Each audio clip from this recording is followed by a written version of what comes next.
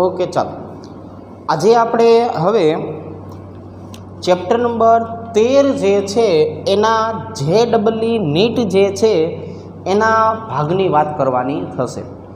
આજે આપણે પહેલાં થોડી ઘણી થિયરી સમજશું, આવતીકાલથી આપણે MCQ જે છે MCQ તરફ આગળ વધશું।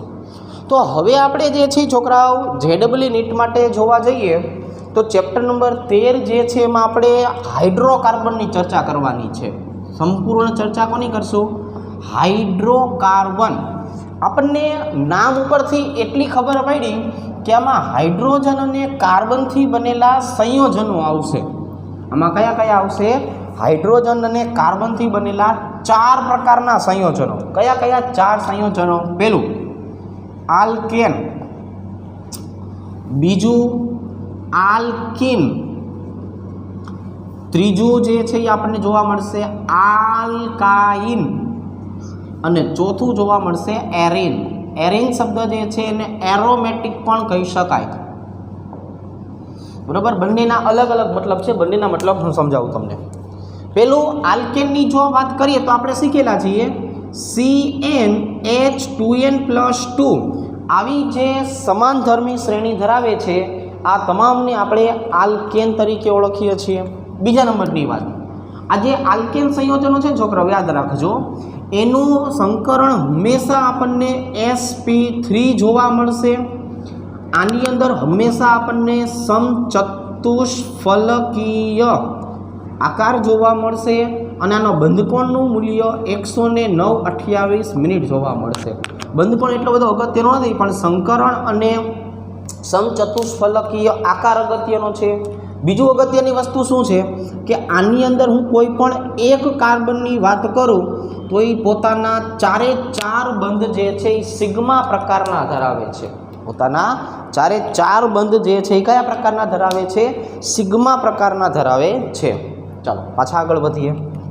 હવે જો હું આલ્કીન શબ્દની વાત કરું છોકરાઓ તો એની સમાનધર્મી શ્રેણીનું સૂત્ર શું થાય? બોલો જોઈ, તમારે અહીંયા બેઠા બેઠા બોલવાનું એટલે બધું મને સંભળાય। શું બોલ્યા?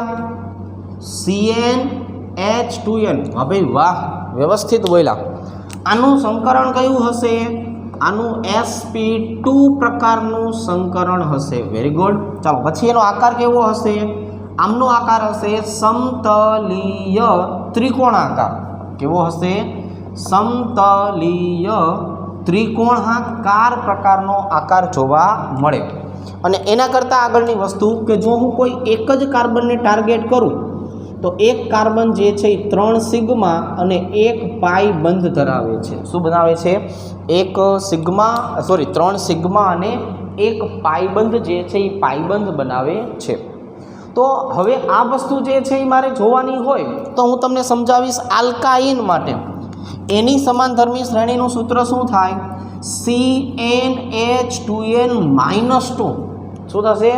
CnH2n-2 પ્રકારનું બંધારણ જોવા મળે। તો અહીંયા જે છે એ સંકરણ જો કયું થઈ ગયું? sp સંકરણ। અહીંયા જે છે એ આપણને જોવા જઈએ તો શું આવશે? sp સંકરણ। આમનો આકાર તમે જોવા જાઓ ભાઈબંધ, રેખીય આકાર બને। કેવો બને? રેખીય આકાર જે છે એ બને। 180નો બંધકોણ હોય ને, કોઈ પણ ઘટકો જે છે એ જ્યારે આવી રીતે જોડાયેલા હોય તો આમની વચ્ચેનો બંધકોણ જે છે એ કેટલો બનતો હોય છે?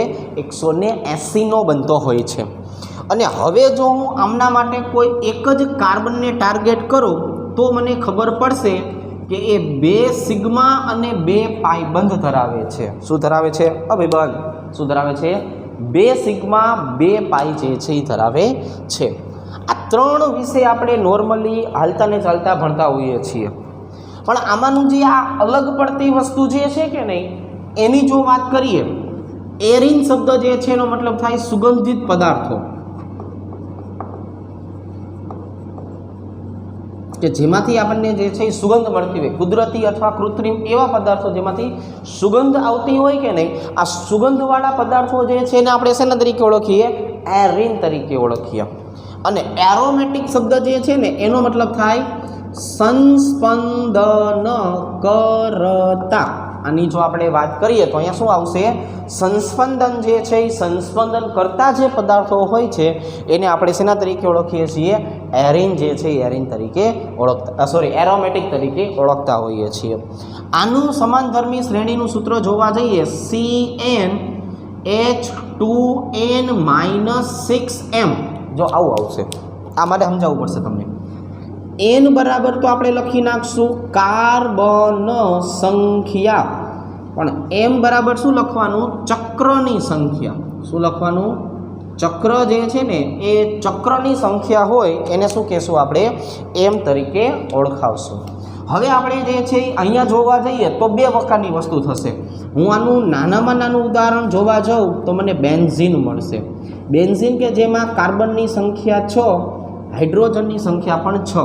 કઈ રીતે, આમાં કિંમત મૂકો, કારણ કે મને એમની સંખ્યા કેટલી મળે, 1. અહીંયા 6 એટલે 6 દુ ને 12, 12માંથી મારે 6m, m પાછું 1 એટલે 6 બાદ કરો એટલે કેટલો આવી જાય, 6. તો બેન્ઝીન જે છે એ સુગંધય આપે છે, અને બેન્ઝીનનું બંધારણ આપણે શીખવાડેલું છે ને, એમાં વારા ફરતી જોડાયેલા શું આવેલા હોય, 3 પાઈબંધ આવેલા હોય. આ 3 પાઈબંધ જે છે એ એક અહીંથી અહીંયા આવતો હોય, એક અહીંથી અહીંયા આવતો હોય, એક અહીંથી અહીંયા આવતો હોય. 3 જે છે એ બદલાતું રહેતું હોય. 3 બદલાઈને હોય બંધ તો શું થાય, સંસ્પંદન થાય. અહીંના ઉદાહરણની આપણે વાત કરીએ તો સારામાં સારું ઉદાહરણ કયું લેતા હતા આપણે, તો કે ભાઈ ઇથાઇન. અહીંયા આપણે ઉદાહરણ કયું લેતા હતા, ઇથાઇન તરીકે આપણે લેતા હતા. અહીંના ઉદાહરણની વાત કરીએ તો અહીંયા આપણે સી ડબલ બંધ સી, હાઇડ્રોજન હાઇડ્રોજન હાઇડ્રોજન અને હાઇડ્રોજન લેતા હતા.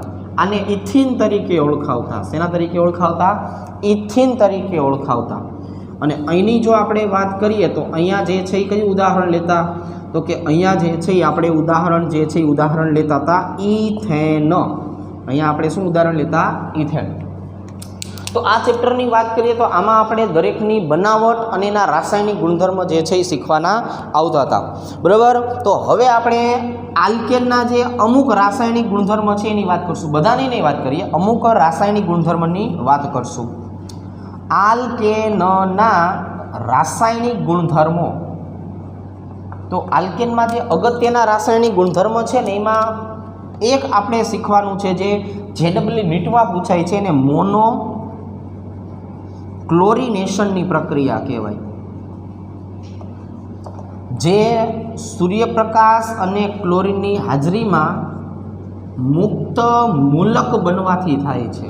જો શેની મદદથી થાય છે, મુક્ત મૂલકની મદદથી જે છે એ જોવા મળે છે.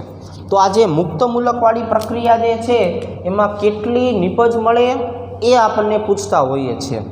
હું ઉદાહરણ તરીકે મિથેન અને ઇથેનની વાત કરું તો આ બંનેમાં તમે કોઈ પણ જગ્યાએ ક્લોરીન લગાડો કે નહીં, આપણને એક જ પ્રકારની નિપજ મળશે. કેટલી, એક જ પ્રકારની. પણ જો તમે પ્રોપેન લ્યો, CH3CH2CH3, તો હવે આપણે જોવા જઈએ તો અહીંયા આવી જશે સૂર્યપ્રકાશ અને ક્લોરીન, બરાબર. એટલે અહીંયા આપણને જો બે નિપજ મળશે, બરાબર. એક એ પ્રકારની, એક બી પ્રકારની અને એક ફરીથી એ પ્રકારની. તો ફરીથી એ કંઈ લખવાની જરૂર છે નહીં ને, એકની એક વાત આપણે કંઈ વારે ઘડીએ થોડી કરતા હોઈએ છીએ. તો અહીંયા મને આવી બે નિપજ મળશે, CH3CH2 અને CH2Cl, અને એક અહીંયા Cl જોડાશે, CH3CHCl અને CH3. તો મોનોક્લોરિનેશનથી બે નિપજ મને આ બંધારણમાં મળે. હવે આવી હું તમને દરેક શક્યતા શીખવાડું છું, બરાબર. દરેક વસ્તુ જે છે એ તમને સમજાવું કે ભાઈ કેમાં કેટલી જે છે એ નિપજ જે છે એ નિપજ મળતી હોય, બરાબર. એક વખત જોઈ લઈએ.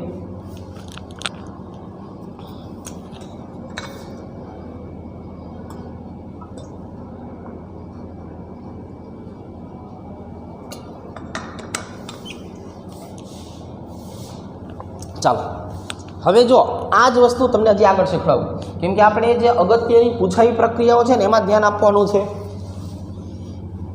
અને આ બધી પ્રક્રિયાઓ પાછા લખજો ચોપડામાં.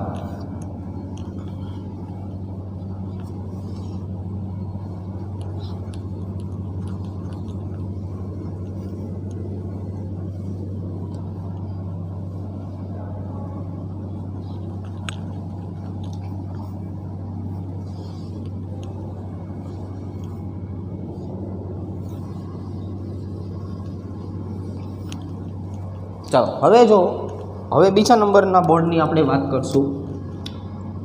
આમાં મારે શું શીખવાડવું છે તમને, તો કે આમાં આપણે બંધારણ જે છે એ પાછા વધારાના લઈએ. આલ્કેનની વાત કરીએ છીએ, મોનોક્લોરિનેશનની.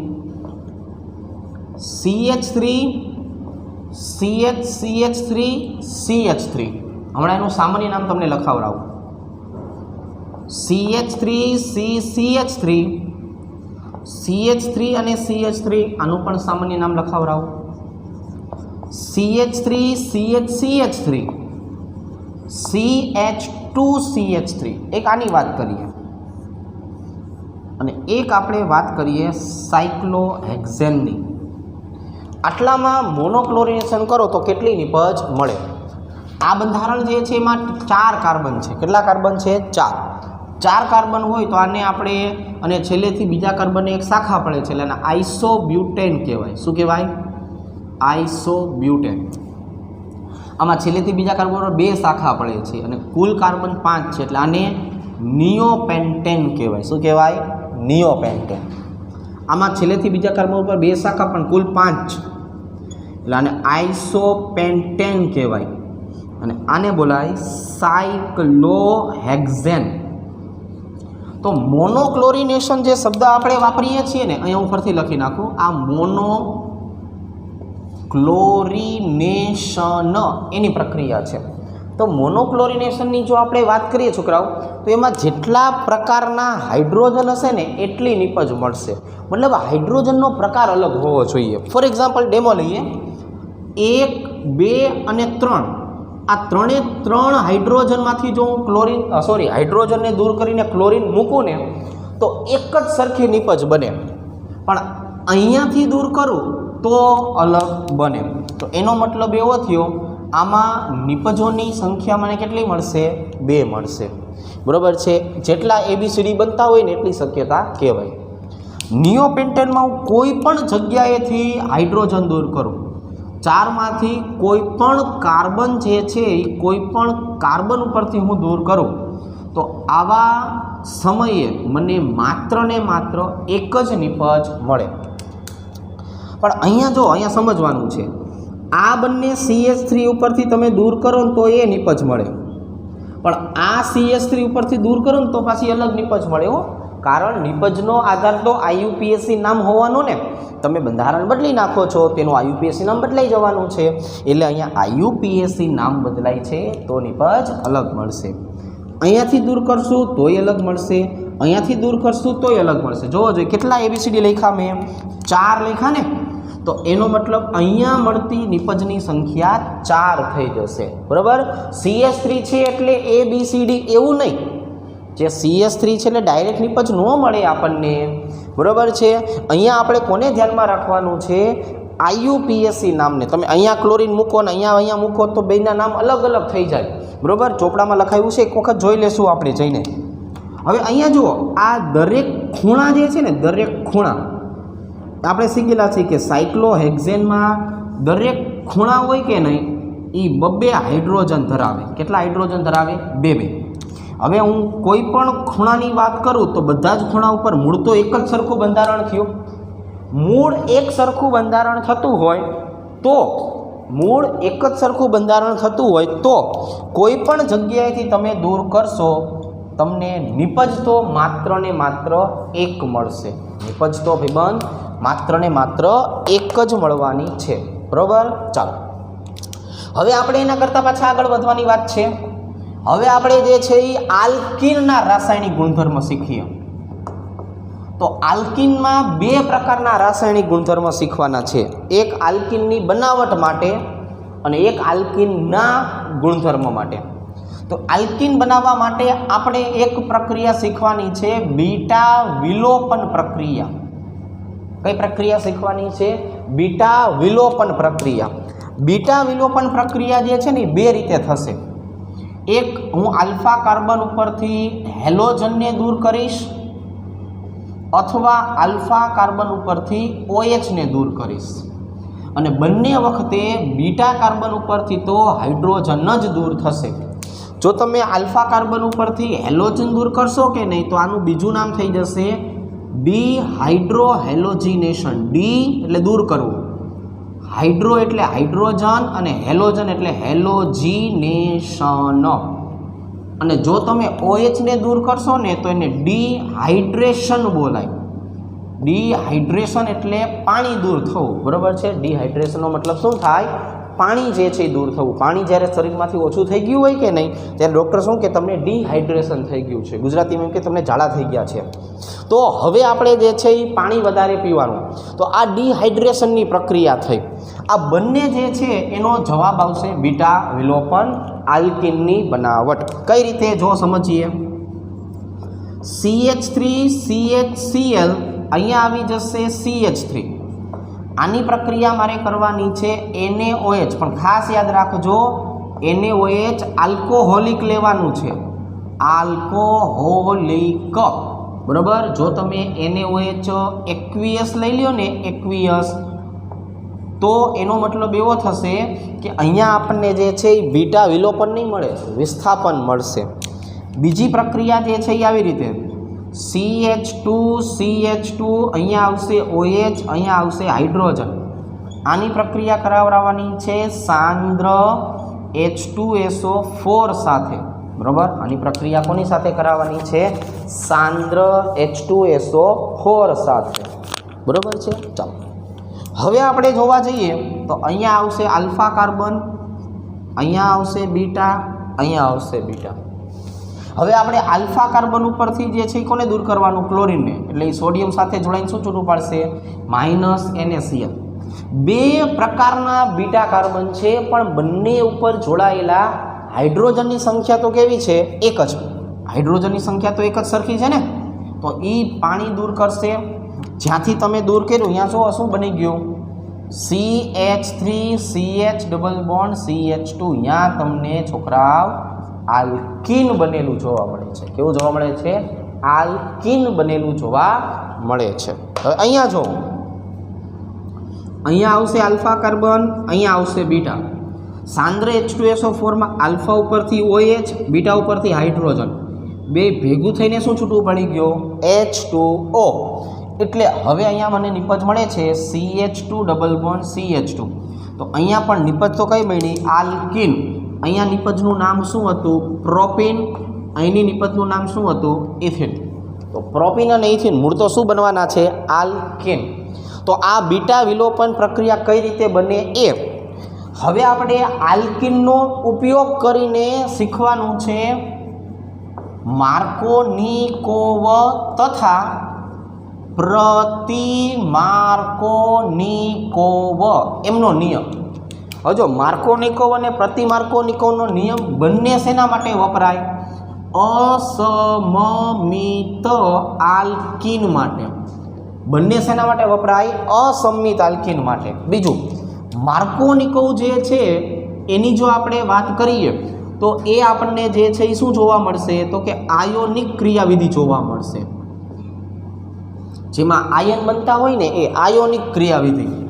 પ્રતિમાર્કોનિકોવ જે છે એ મુક્ત મૂલક પ્રકારની ક્રિયાવિધિ દર્શાવે છે.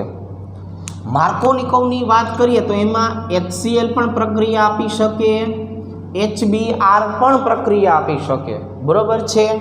HI પણ પ્રક્રિયા આપી શકે, પણ એનું પ્રમાણ ઓછું હોય. જ્યારે પ્રતિમાર્કોનિકોવમાં માત્ર ને માત્ર HBr અને પેરોક્સાઇડની હાજરીમાં જ મળશે. પેરોક્સાઇડની હાજરીમાં HBr માત્ર ને માત્ર શેમાં આપશે? પેરોક્સાઇડ જે છે એ પેરોક્સાઇડની હાજરીમાં જ પ્રક્રિયા જે છે એ પ્રક્રિયા આપે છે, બરાબર. ચાલો હવે આપણે જે છે આની જો વાત કરીએ તો આ બંને વસ્તુ જે છે એ કઈ રીતે હોય એની વાત કરીએ. આ બંને જે છે એ ક્યાં જોડાશે? ઓછા હાઇડ્રોજન વાળા કાર્બન સાથે. અને પ્રતિમાર્કોનિકોવમાં ક્યાં જોડાશે? વધુ હાઇડ્રોજન વાળા કાર્બન સાથે. મતલબ એવો થયો કે માર્કોનિકોવની વાત કરતા હોઈએ ને તો તમારે આ જે એનો ઋણ આયન છે ને ક્લોરીન અથવા બ્રોમિન, એને ક્યાં જોડવાનો? ઓછા હાઇડ્રોજન વાળા કાર્બન સાથે. અને જો આપણે પ્રતિ માર્કોનિકોવની વાત કરતા હોય તો અહીંયા જે છે એ બ્રોમિનને ક્યાં જોડવાનો છે? વધુ હાઇડ્રોજનવાળા કાર્બન સાથે. બંનેનું ઉદાહરણ સમજવા માટે હું તમને CH3 CH double bond CH2 નું ઉદાહરણ આપીશ. બરોબર છે? અત્યારે યાદ જ કરી છે ને ખાલી. તો આ પ્રોપીન કહેવાય. પ્રોપીનમાં હું આના ઉપર આમ બોક્સ બનાવી દઉં તો બંને બાજુએ અલગ અલગ છે, એટલાને અસમમિત આલ્કીન તરીકે ઓળખાવી શકાય. શેના તરીકે ઓળખાવી શકાય? અસમમિત આલ્કીન જે છે એના તરીકે ઓળખાવી શકો.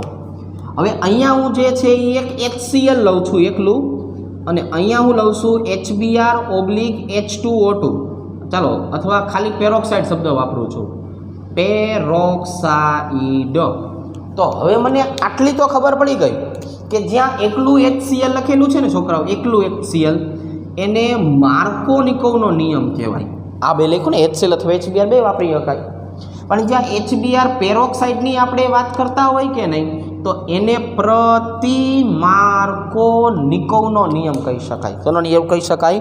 પ્રતિ માર્કોનિકોવનો નિયમ. તો આપણે તો વાત થઈ કે ભાઈ અહીંયાનો ક્લોરીન છે એને ક્યાં જોડવાનો? ઓછા હાઇડ્રોજનવાળા કાર્બન સાથે. અને અહીંનો Br છે એને ક્યાં જોડવાનો? તો કે એને વધારે હાઇડ્રોજનવાળા કાર્બન સાથે. એટલે આની મુખ્ય નિપજ શું બનશે? CH3 CHCl, અહીંયા આવી જશે CH3, અને અહીંયા શું આવી જશે? CH3 CH2 CH2, અને અહીંયા આવી જશે Br. અહીંયા જે છે એ શું આવશે? 1 2 3, એટલે અહીંયા આવી જશે 2 ક્લોરોપ્રોપેન, અને અહીંયા શું આવી જશે? 1 બ્રોમોપ્રોપેન. તો આ બંને વસ્તુ જે છે એ કોના માટે હતી ખબર છે? આ બંને વસ્તુ આલ્કીન માટેની અગત્યની હતી. હવે આલ્કાઇનની બનાવટ અને એનો એક રાસાયણિક ગુણધર્મ સમજાવું છે, અગત્યનો છે ને એ.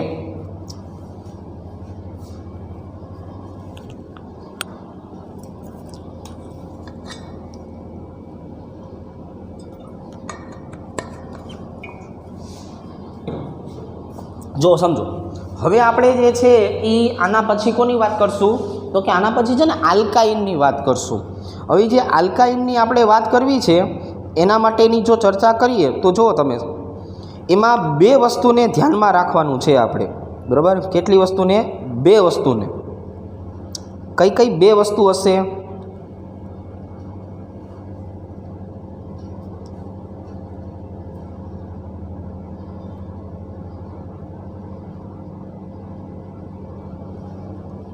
તો કે એક આપણે આલ્કાઇનની બનાવટ જે છે એ, અને બીજું એનો એક એસિડિક ગુણધર્મ છે. એ બંનેની વાત આપણે કરી. ચલો, એકમાં આલ્કાઇન બનાવશું અને બીજામાં એનો એક એવો રાસાયણિક ગુણધર્મ શીખીએ. પછી આપણે બેન્ઝીન તરફ આગળ વધીએ. બરાબર? બેન્ઝીનની પ્રક્રિયાઓ શીખવી પડશે ને, બેન્ઝીન અને ટોલ્યુઇન. બરાબર? બંને વસ્તુ તમને શીખડાવું છું.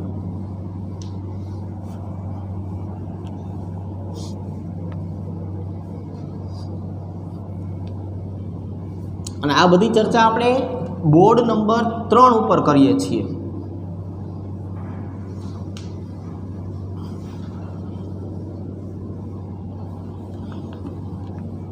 ચાલો, બોર્ડ નંબર 3 ઉપર આ બધી ચર્ચા કરીએ. અહીંયા હું 3 લખી નાખું ને.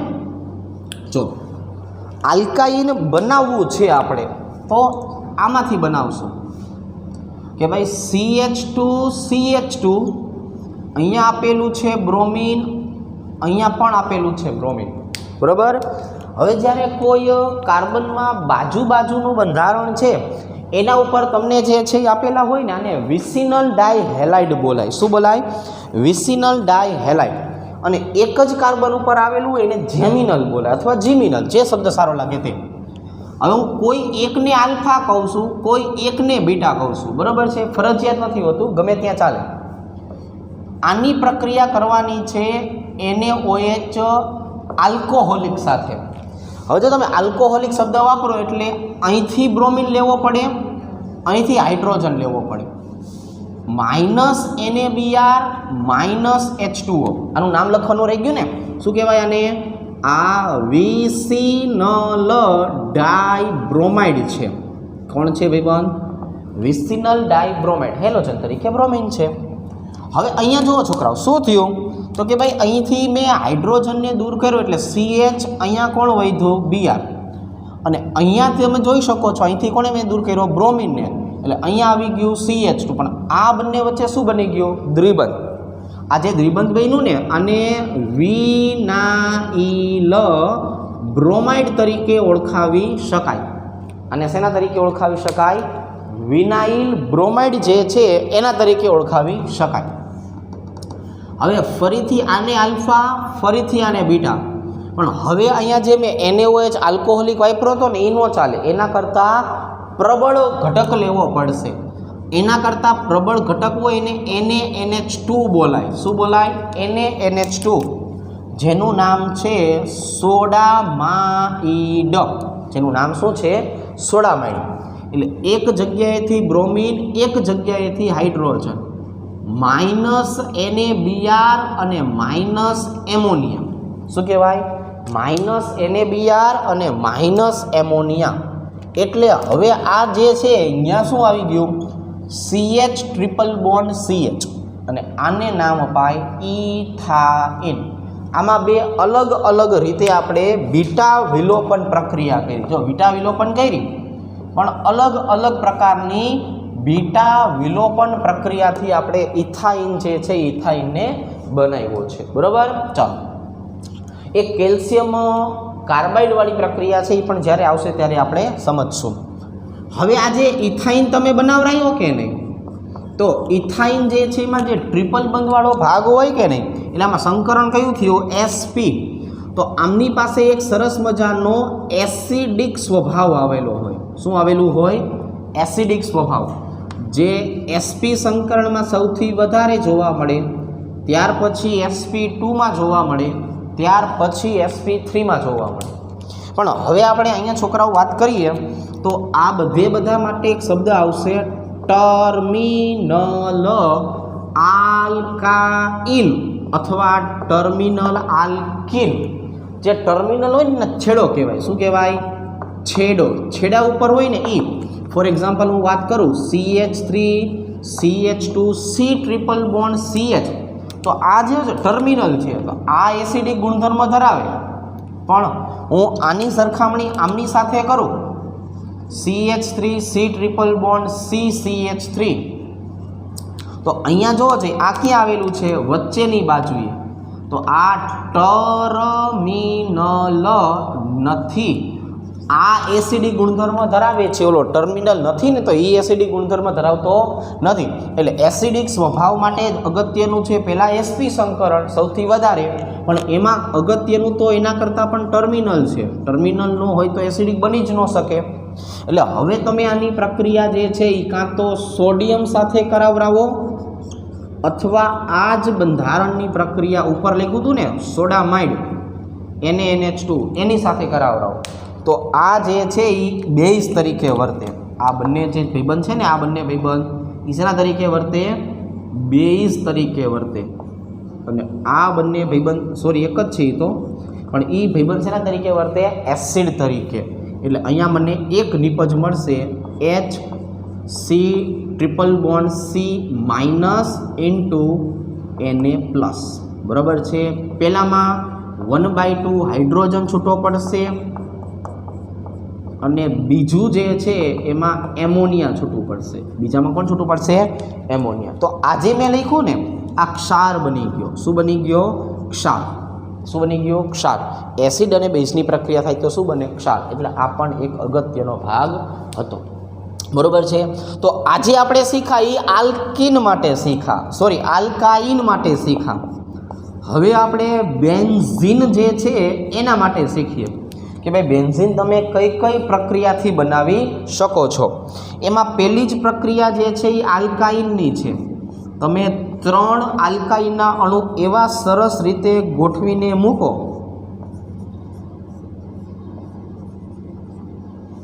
અને પછી આને જે છે એ લોખંડની પાઇપમાંથી પસાર કરો, બરાબર છે.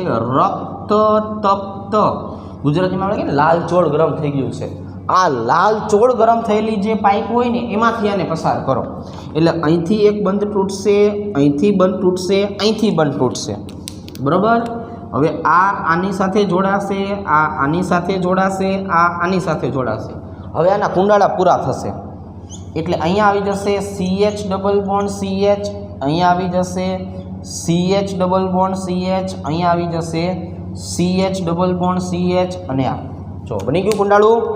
હવે આ કુંડાળાને બહુ સરસ રીતે લખવું હોય તો કાર્બનને હાઇડ્રોજન કાંઈ દેખાડવાની જરૂર નથી, અને જ્યાં ડબલ બંધ છે એ દેખાડવા પડે તો કે હા એ દેખાડવા પડે, નકર ન હાલે. તો આજે બેન્ઝીનની પહેલી બનાવટ જે છે એ લોખંડની પાઇપમાંથી પસાર કરેલું એસિટિલિન છે, એસિટિલિન. આનું બીજું નામ જ્યોત વાયુ છે, આનું ત્રીજું નામ આલ્કાઇન સંયોજનનું ઇથાઇન છે. કોણ છે? ઇથાઇન, બરાબર. બધા આના એકના જ નામ છે, એમાંથી આપણને આ બેન્ઝીન જે છે એ બેન્ઝીન બને. બીજી બેન્ઝીનની જે સૌથી સહેલામાં સહેલી પ્રક્રિયા જે છે એ પ્રક્રિયાની વાત કરીએ તો ફિનોલમાંથી છે. શેમાંથી છે? ફિનોલમાંથી. તમે ફિનોલ જે છે એને ઝિંક ધાતુ સાથે ગરમ કરો ને, જેને ઝિંક ડસ્ટ બોલાય, ઝિંકનો પાવડર, તો આ ઓક્સિજનને ઝિંક ખેંચી લેશે એટલે માઇનસ ઝિંક ઓક્સાઇડ બની ગયું. અને હવે શું બની જશે? હવે બેન્ઝીન બનશે. આના સિવાયની પણ બેન્ઝીનની ઘણી બધી પ્રક્રિયાઓ તો છે, પણ હાલ પૂરતી મેં ખાલી તમને બે સમજાવવા પૂરતી જોઈ. હવે આપણે બેન્ઝીનના રાસાયણિક ગુણધર્મ જોઈએ. હવે શું કરીએ? બેન્ઝીનના રાસાયણિક ગુણધર્મ જોઈએ.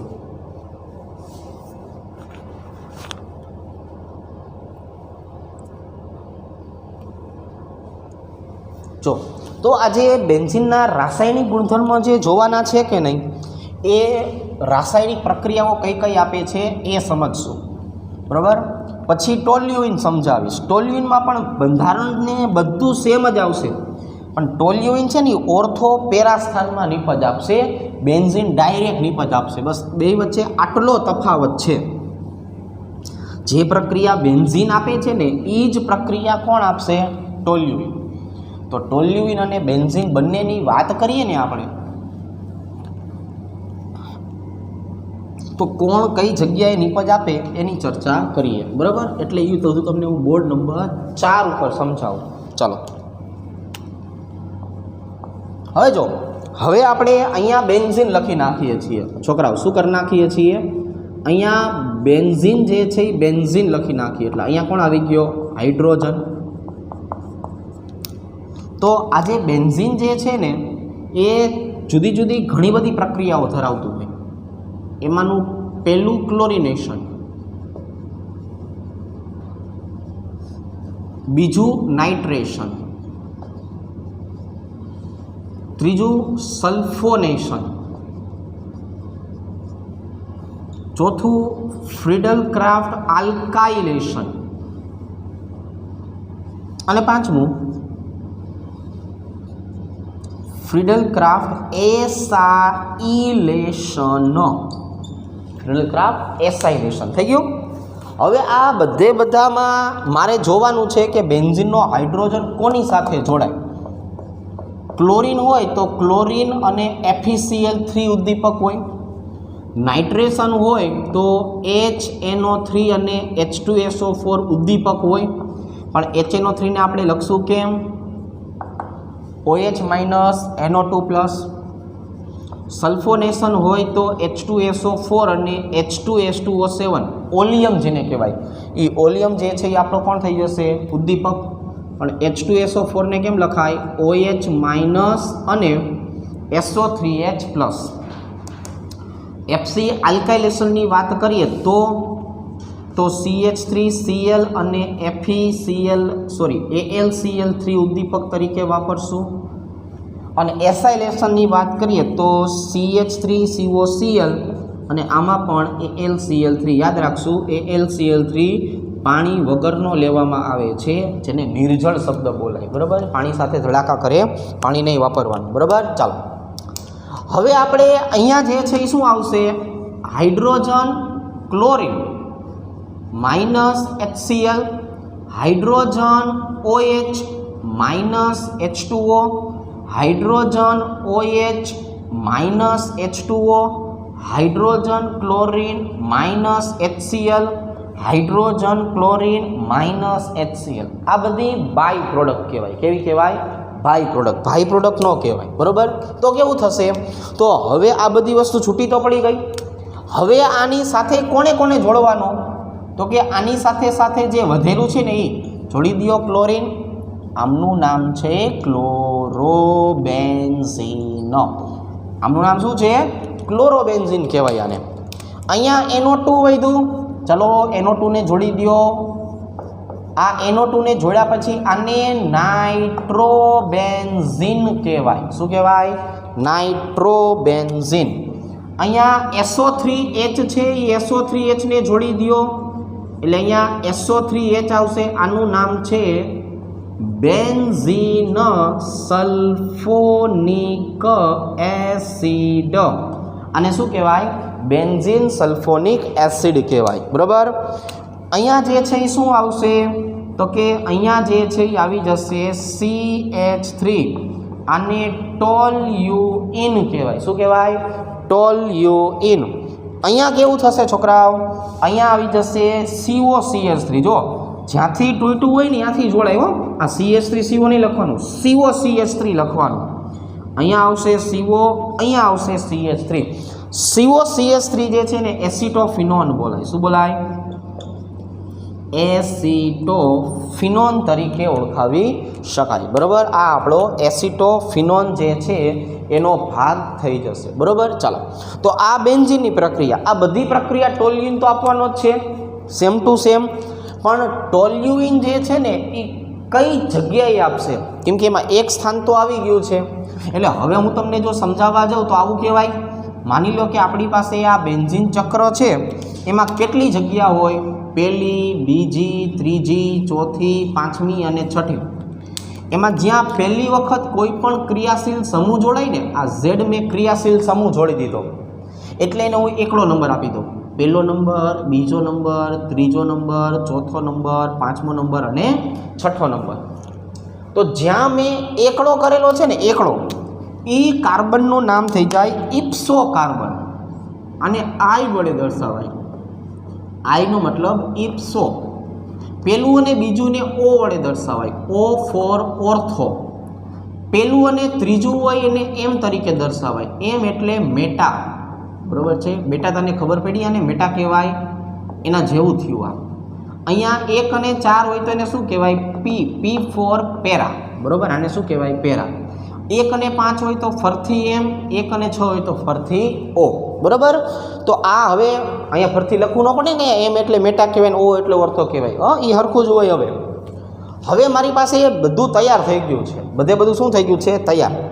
તો આમાં મારે જોવાનું, આમાં મારે આવું જોવાનું. જો સમજો કે આ બેન્ઝીન ચક્ર જે છે એની સાથે હું બે અલગ અલગ પ્રકારના ઘટકોને જોડી શકું છું. કેટલા? બે અલગ અલગ પ્રકારના. એક જે ઘટક જોડવાનો છું એને કહેવાય EDG, અને એક જે જોડવાનો છું એને કહેવાય EWG. હવે જો EDG એટલે શું? ઇલેક્ટ્રોન ડોનેટિંગ ગ્રુપ, દાતા સમૂહ, દાન કરવાવાળા અથવા પ્લસ I અસરવાળા. અને EWG એટલે ઇલેક્ટ્રોન વિથડ્રોવિંગ ગ્રુપ. બરાબર? વિથડ્રો કરવું. તમે ATMમાં જાઓ કે નહીં એટલે આમ કાર્ડ નાખો કે નહીં, પછી પૂછે શું કરવું છે તમારે, એટલે આપણે શેમાં દબાવી? કેશ વિથડ્રોવલ. ઉપાડવા છે. ઉપાડવું, ખેંચી લેવું, બેંકમાંથી પૈસા લઈ લેવા છે તો એ ખેંચી લેવાને વિથડ્રોવિંગ શબ્દ વપરાય. એટલે અહીંયા આનું નામ છે ઇલેક્ટ્રોન વિથડ્રોવિંગ ગ્રુપ. ઇલેક્ટ્રોન ખેંચનારા સમૂહ. બરાબર છે? ખેંચી લેવું અથવા પાછું લઈ લેવું. તો ઇલેક્ટ્રોન ડોનેટિંગ ગ્રુપ હોય એ શું કરે? પોતાના ઇલેક્ટ્રોનને અંદરની બાજુએ નાખે. હવે અંદરની બાજુએ નાખે ને એટલે ઓર્થો સ્થાનના ઇલેક્ટ્રોન અહીંયા આવી જાય એટલે અહીંયા નેગેટિવ ચાર્જ આવશે. એવી જ રીતે પેરા સ્થાનના ઇલેક્ટ્રોન આવી જાય, ન્યાય નેગેટિવ આવે. એવી જ રીતે ફરીથી ઓર્થો સ્થાન, એટલે આ ત્રણ જગ્યાએ શું થઈ ગયું? Negative charge. નેગેટિવ ચાર્જ જે છે ને એની સાથે કોણ જોડાય? ઈ પ્લસનો મતલબ થાય ઇલેક્ટ્રોફાઇલ. આ ઇલેક્ટ્રોફાઇલ જ્યાં જોડાવાના હોય કે નહીં એને આપણે જે છે એ શેના તરીકે દર્શાવશો? તો કે ઇલેક્ટ્રોફાઇલ જે છે એ નેગેટિવ ચાર્જ સાથે જોડાય. એટલે આવા ઘટકોને ઓર્થોપેરા નિર્દેશકો બોલાય. કેવા બોલાય? ઓર્થોપેરા નિર્દેશકો. બરોબર. હવે આ EWG એટલે કોણ? ઇલેક્ટ્રોન ખેંચવાવાળા. એટલે આ ઓર્થો સ્થાનના ઇલેક્ટ્રોન ખેંચી લે એટલે અહીંયા પોઝિટિવ ચાર્જ આવે. બરોબર છે. આ મેટા સ્થાનના ઇલેક્ટ્રોન ખેંચી લે એટલે ન્યાય પોઝિટિવ ચાર્જ આવે. બરોબર. આવી રીતે ફરીથી ઓર્થો સ્થાનના ઇલેક્ટ્રોન ખેંચી લે એટલે ન્યાય કયો આવે? Positive charge. તો હવે ઓર્થોપેરા ઓર્થો ઉપર પોઝિટિવ આવ્યો તો મેટા ઉપર કયો આવે? નેગેટિવ. તો આ ઈ પ્લસ જે છે એ તો કોની ભેગું જોડાય? નેગેટિવ સાથે. તો આ જે છે એને કહેવાય મેટા નિર્દેશકો. તો જે ઘટકો ઇલેક્ટ્રોનનું દાન કરવાવાળા છે ને એ બધે બધા કેવા હશે? બધે બધા ઇલેક્ટ્રોન દાતા. કયા? Chlorine, bromine, CH3, OH, NH2. બરાબર. આ બધે બધા જે છે એ કેવા છે? ઇલેક્ટ્રોન દાતા આવશે. અને મેટા નિર્દેશકો કયા આવશે? તો કે ઇલેક્ટ્રોનને ખેંચી લેતા હોય ને એ કયા? NO2, SO3H, CHO, COOH, COCH3, CN. આ બધે બધા કયા આવી જશે? ઇલેક્ટ્રોન ખેંચવાવાળા. હવે સાદી ભાષામાં જે એકલ બંધથી જોડાયેલા હોય ને, હજી એક આવી જશે OCH3 અહીંયા. તો યાદ રાખવાનું, એકલ બંધથી જોડાયેલા હોય કે નહીં એ બધા ઓર્થોપેરા છે. જો આ બધા એકલ બંધવાળા છે. અને આ બધા બંધારણ તમે જોઈ લો, બધા કેવા છે? દ્વિ અથવા ત્રિબંધવાળા જે હોય ને એ બધે બધા કેવા થઈ જાય? મેટા નિર્દેશકો થઈ જાય. તો આમાં અને આમાં ફેર શું? બેન્ઝીનમાં અને ટોલ્યુઇનને ખબર પડી ગઈ ને. એ બંને જે છે એ આ બધી પ્રક્રિયાઓ આપી શકે. તો એ બંનેમાં ફેર શું? બંનેમાં ફેર ખાલી એટલો કે બેન્ઝીન જે છે ને એ ડાયરેક્ટ કોઈ પણ કાર્બન સાથે પ્રક્રિયા આપી શકે. બેન્ઝીન જે છે એ શું કરી શકે? કોઈ પણ કાર્બન સાથે પ્રક્રિયા આપી શકે. પણ એની બદલે જો હું ટોલ્યુઇન લઈશ, તો મને નિપજ ક્યાં મળશે? ઓર્થોમાં અને પેરામાં. ક્યાં મળશે? ઓર્થોમાં અને પેરામાં. તો જો હું ટોલ્યુઇનની પ્રક્રિયા કરાવું ને આ બધી સેમ ટુ સેમ, તો હવે પછીની મને નિપજ બધી જ ક્યાં મળશે? એક અહીંયા મળશે અને એક અહીંયા મળશે. બરાબર છે. બે અલગ અલગ મળશે. એક ઓર્થો વધશે અને એક પેરા મળશે. બરાબર. ફોર એક્ઝામ્પલ આ જ છે તો અહીંયા મને ક્લોરીન મળશે અને એક જે છે એ ક્લોરીન મને ક્યાં મળશે? પેરા સ્થાનમાં મળશે. જો અહીંયા આને પેરાક્લોરોટોલ્યુઇન કહેવાય અને ઓર્થોક્લોરોટોલ્યુઇન કહેવાય. આ જ નિપજ, પણ ખાલી ફેર કેટલો? બેન્ઝીનમાં પહેલા જગ્યાએ મળે, ટોલ્યુઇનમાં અહીંયા ને અહીંયા મળશે. બરાબર. તો આની સાથે આપણે આજની થિયરીનો ભાગ અહીંયા પૂરો કરીએ છીએ. આવતીકાલથી આપણે MCQ જે છે એ 13મા ચેપ્ટરના જોવાના થશે. અત્યારે મેં તમને બધું બ્રીફ ઇન્ટ્રોડક્શન જે છે એ આપી દીધું છે. આને આધારે હવે આપણે આવતીકાલે જે છે એ શોર્ટ મેથડનો ઉપયોગ કરતાં જે છે એ MCQ સોલ્વ કરવાનું થશે. તો આજ માટે આપણે અહીંયા સુધી જે છે એ રાખીએ છીએ. બરાબર છે. ચાલો.